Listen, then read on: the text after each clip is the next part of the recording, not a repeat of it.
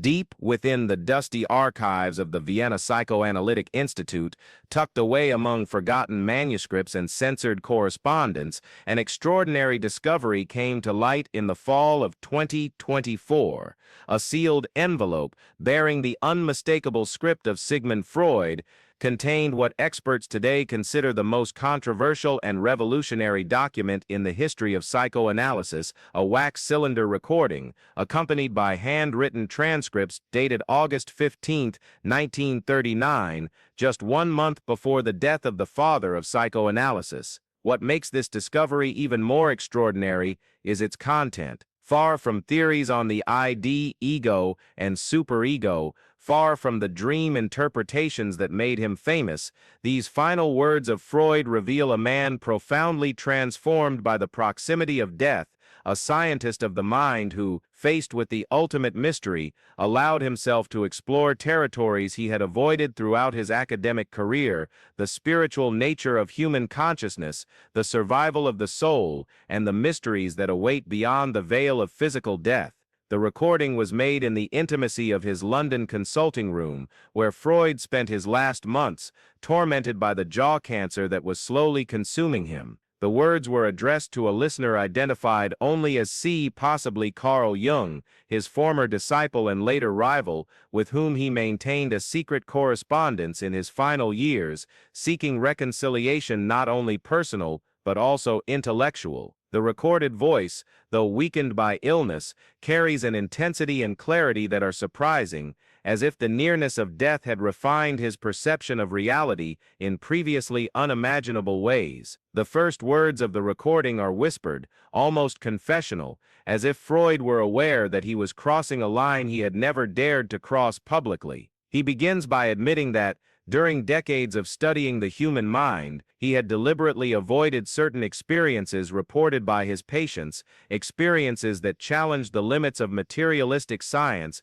and ventured into territories he considered dangerous to the credibility of psychoanalysis. However, in the final months of his life, something had profoundly changed his perspective. The transformation began, according to his own words, with a series of extraordinarily vivid dreams that began to visit him in the winter of 1938. Unlike the dreams he had analyzed in thousands of sessions, these possessed a different quality, a clarity, an emotional intensity, and most disturbingly, a sense of genuine communication with presences he could not explain through his conventional theoretical models. In one of these dreams, which repeated itself for several consecutive nights, he found himself in an infinite library, where each book contained not words, but living memories of people who had died. Even more disturbing was the fact that some of these memories belonged to his own deceased patients, people whose life stories he knew intimately, but whose post-mortem experiences he had never considered a real possibility. What intrigued him most was the constant presence,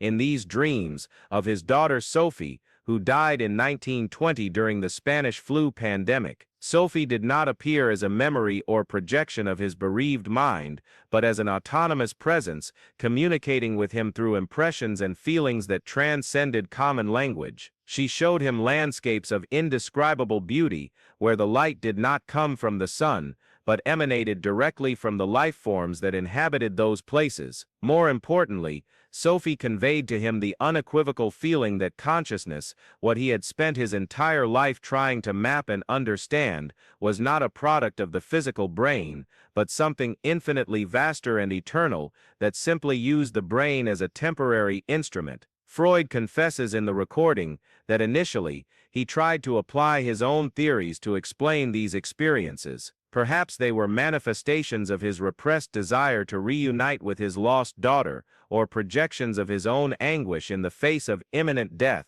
However, as the dreams became more frequent and detailed, he began to perceive patterns and information that could not be explained as products of his conscious or unconscious mind. On one particularly striking occasion, Sophie showed him details about the life of one of his former patients, a man who had died a decade earlier, information that Freud had never known, but which he later confirmed through conversations with the patient's widow. This confirmation marked a turning point in his understanding of reality. For the first time in his career, Freud encountered evidence suggesting that human consciousness could in some way survive physical death and maintain capacities for perception and communication. The discovery forced him to question not only his theories about death and mourning, but his entire materialistic understanding of the human mind. As the months passed and his physical condition deteriorated, other phenomena began to manifest. Freud reports in the recording that he began to perceive presences in his consulting room,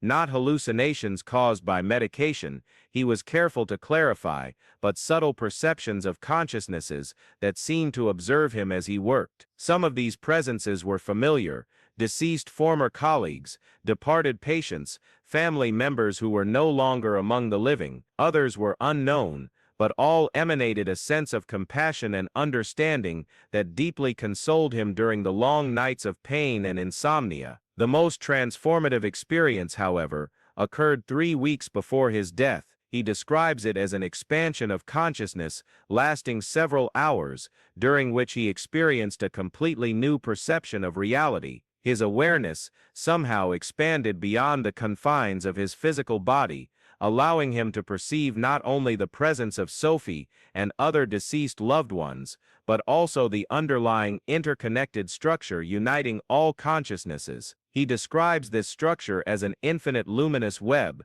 where each point of light represents an individual consciousness, yet all are interconnected by threads of energy and love, transcending the barriers of time and physical space. During this experience, he understood something that completely revolutionized his view of human nature. The conscious personality we know during earthly life, what he had called the ego, is only the most superficial tip of an iceberg of consciousness extending across multiple dimensions of reality. Physical death does not destroy this broader consciousness, it simply frees it from the limitations imposed by the brain and body, allowing it to express itself in far vaster and interconnected ways. This understanding brought him a profound peace about his own impending death. He realized he wasn't heading towards nothingness or non-existence, but toward an expanded way of being where he could finally reunite with all those he had loved and lost during his earthly life. More than that, he began to understand that his work on earth,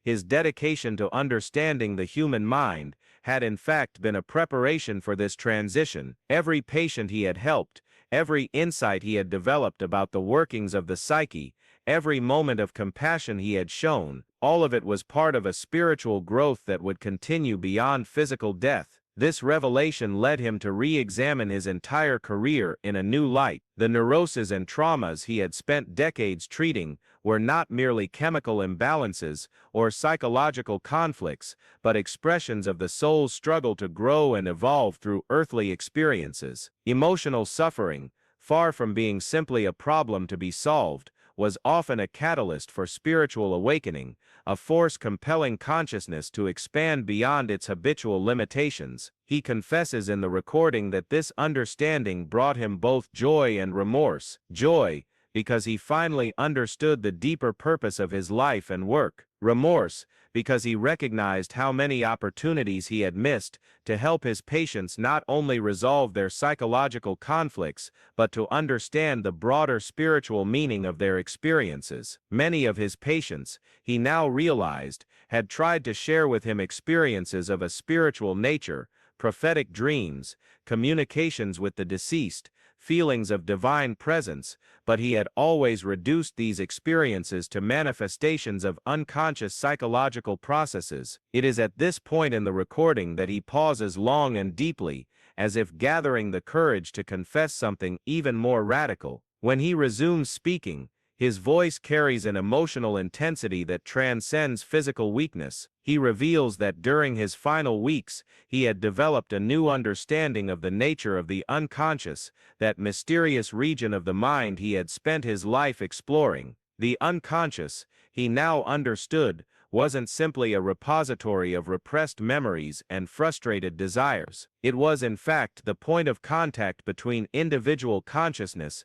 and universal consciousness, the gateway through which the immortal soul communicates with the earthly personality. This discovery finally allowed him to understand why so many of his patients reported experiences that defied materialistic logic, During the altered states of consciousness that often accompany the therapeutic process, the barrier between the conscious and unconscious becomes more permeable, allowing impressions from the broader spiritual reality to filter into waking consciousness. Prophetic dreams, experiences of communicating with the deceased, visions of spiritual guides, all these phenomena, which he had previously dismissed as fantasies or hallucinations, were in fact evidence of the multidimensional nature of human consciousness. If you have been touched by these extraordinary revelations and wish to continue exploring the hidden mysteries of the human mind and the spiritual nature of existence, consider subscribing to our channel,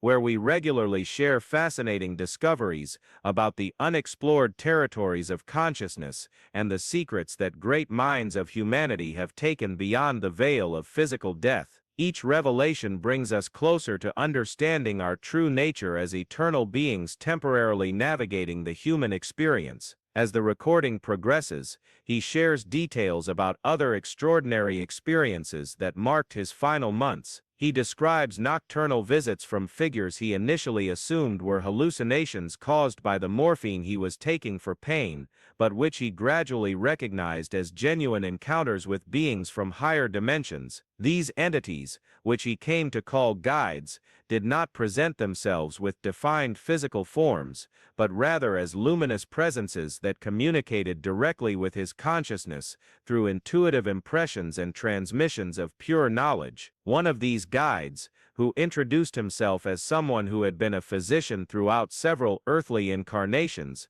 helped him understand that his passion for healing the human mind was not accidental, but part of a spiritual mission extending across multiple lifetimes. This being showed him glimpses of past lives where he had played similar roles, as a healer in ancient civilizations, as a spiritual advisor in medieval monasteries, as a scholar of the mind in Greek academies. In each of these lives, he had worked to develop more effective methods of alleviating human suffering and facilitating spiritual growth. The deepest revelation came when his guide showed him that his apparent rejection of organized religion during his earthly life hadn't been a denial of the spiritual, but a preparation for a purer, more direct understanding of divine reality. His insistence on rigorous scientific methods, his refusal to accept supernatural explanations without evidence, his dedication to empirical observation, all these characteristics had been necessary to purify his perception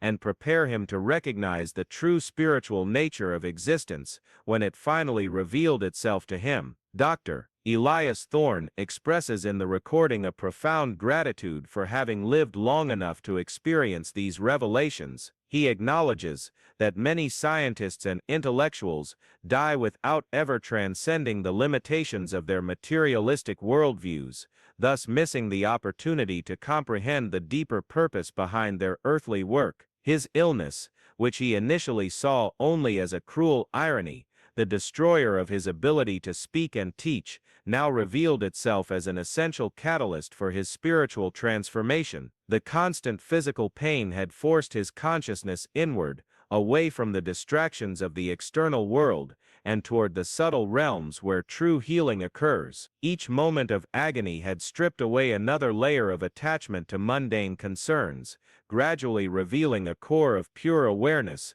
that remained untroubled, even in the midst of physical suffering. Through this process of involuntary purification, he had discovered that consciousness possesses depths that transcend anything he had previously imagined. During one of these profound inner journeys, Dr. Thorne experienced what he describes as the complete dissolution of the boundaries between self and cosmos. For several timeless hours, his individual consciousness merged completely with the universal field of awareness that underlies all existence. In this state, he understood directly that every human being is nothing less than the universe itself, temporarily focused through the lens of a particular nervous system and set of experiences. Death, he realized, is simply the moment when this universal consciousness releases its identification with one particular focal point and returns to its natural state of infinite awareness. This experience also revealed the true nature of what he had termed the death drive, that mysterious pull toward dissolution that he had observed in so many of his patients. It wasn't, as he had thought, a pathological tendency toward self-destruction, but rather a deep intuitive recognition of our true nature as infinite consciousness temporarily constrained by finite forms. The death drive was actually a spiritual homesickness, a longing to return to the state of unlimited being from which we all originally emerged. With this new understanding, Dr. Thorne began to see each of his patients' symptoms and struggles as expressions of spiritual yearning disguised in psychological language. The hysteria, the compulsions, the anxieties, the depressions, all were ultimately manifestations of a soul attempting to break free from the artificial limitations imposed by a materialistic worldview. His patients hadn't needed just psychological healing, they had needed spiritual awakening. This realization brought both profound joy and deep sadness. Joy, because it revealed the ultimate meaningfulness of human suffering. Every crisis was actually an opportunity for consciousness to expand beyond its previous limitations. Sadness, because he recognized how many opportunities he had missed to guide his patients toward this deeper understanding of their true nature. As his physical condition continued to deteriorate, Dr. Thorne began experiencing what he termed preview visits to the realm that awaited him after death. During these experiences, usually occurring in the early morning hours, when the veil between worlds was thinnest, his consciousness would temporarily slip free from his body and explore landscapes of indescribable beauty and harmony. These were not dreamlike visions, but fully conscious explorations of dimensions where thought immediately became manifest, and where beings communicated through direct transmission of love and understanding. In one particularly vivid preview visit, he found himself in what appeared to be a vast university, where beings from throughout the cosmos gathered to study the deeper mysteries of existence. Here, he discovered that his work on Earth had contributed to an immense collective project, an ongoing effort to understand how consciousness could incarnate in physical forms without losing awareness of its divine nature. Scientists, philosophers, spiritual teachers, and healers from countless worlds and time periods all contributed their discoveries to this cosmic research project. He learned that Earth was considered a particularly challenging laboratory for consciousness, because the density of physical matter here makes it especially difficult to maintain awareness of spiritual reality. Beings who choose to incarnate on Earth are considered particularly courageous, because the risk of becoming completely lost in material illusions is so high. However, those who successfully navigate the Earth experience without losing their spiritual awareness contribute invaluable insights to the cosmic understanding of consciousness development. Dr. Thorne realized that his entire life's work had been part of this larger project. By developing methods to access the unconscious mind, he had helped create tools that future generations could use to bridge the gap between material and spiritual awareness. The talking cure that he had pioneered was actually a primitive form of spiritual counseling, a method for helping souls remember their true nature while still incarnated in physical bodies. As the recording approaches its climax, Dr. Thorne's voice takes on a quality of profound authority and peace. He describes how in his final weeks, the boundary between his waking consciousness and these expanded states had gradually dissolved. He was living simultaneously in the physical world of his London home and in the spiritual dimensions he had discovered through his transcendent experiences. His dying body had become a bridge between worlds,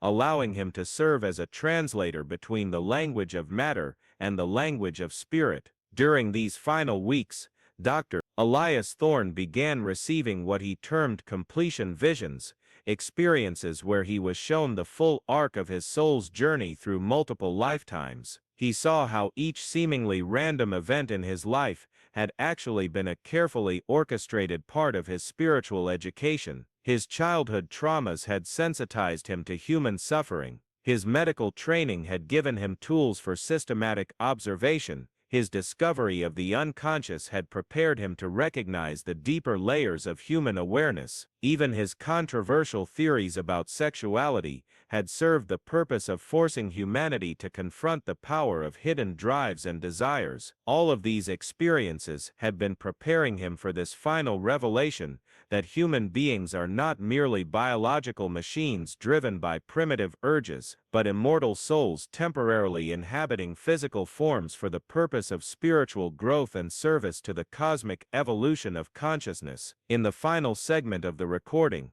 Dr. Thorne's voice becomes almost ethereal, as if he is already beginning to speak from the threshold between worlds. He shares his ultimate discovery, that death is not an ending but a graduation, not a cessation of consciousness, but its liberation into forms of being that transcend anything we can imagine while constrained by physical limitations. He describes sensing the presence of countless beings who had gone before, not just his personal loved ones, but the entire community of souls who had completed their earth assignments and now served as guides for those still incarnated. This vast family of consciousness was preparing to welcome him home, to help him integrate all that he had learned during his terrestrial sojourn, and to begin preparing him for whatever adventures awaited in the infinite cosmos of spirit. His final words on the recording are addressed directly to future generations who might someday hear his testimony. He expresses his hope that his revelations might help bridge the false divide between science and spirituality,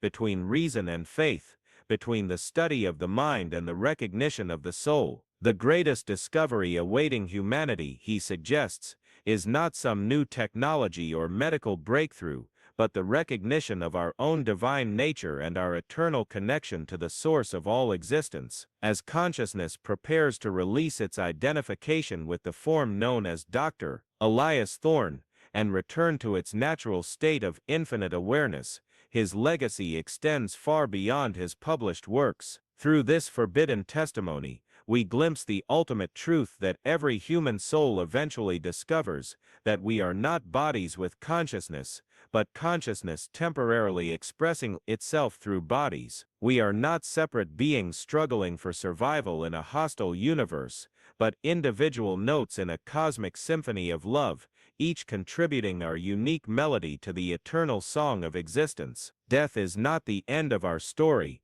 but simply the moment when we remember who we have always been, and continue our journey home to the source from which we never truly departed. In this recognition lies the ultimate healing, not just for individual minds, but for the collective soul of humanity itself.